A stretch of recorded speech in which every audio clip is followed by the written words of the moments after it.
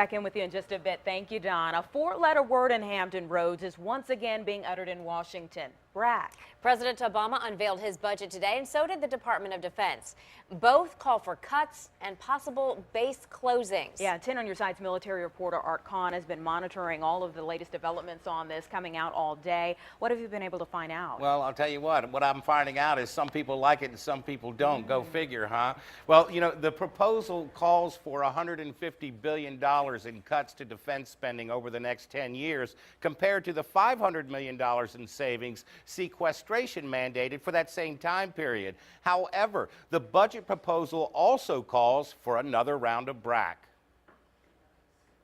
The budget proposed for defense spending, if approved by Congress, would offer an alternative to sequestration, according to Defense Secretary Chuck Hagel. We have, as a representative government, an opportunity to get beyond that and hopefully find a budget resolution, both from the Congress and the President, that will allow us not only some new flexibilities, but some new numbers. The numbers by military department break down like this. The Navy gets the largest share of the budget, receiving almost $156 billion.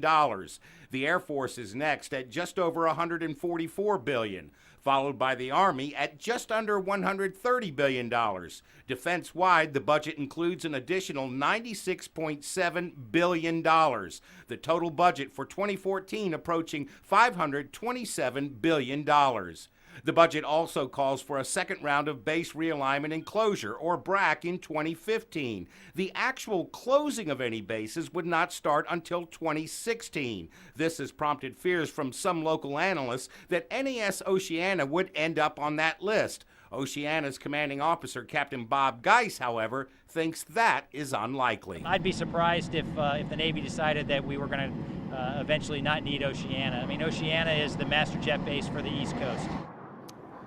Like to hear that optimism. It's worth noting that in spite of the cuts to defense spending called for in the budget, it adds about $1 billion to the president's request for 2013. And instead of cutting $500 billion from defense over the next 10 years, as called for by sequestration, this proposal would only reduce the budget by $150 billion over the next 10 years. Art Kahn, 10 on your side.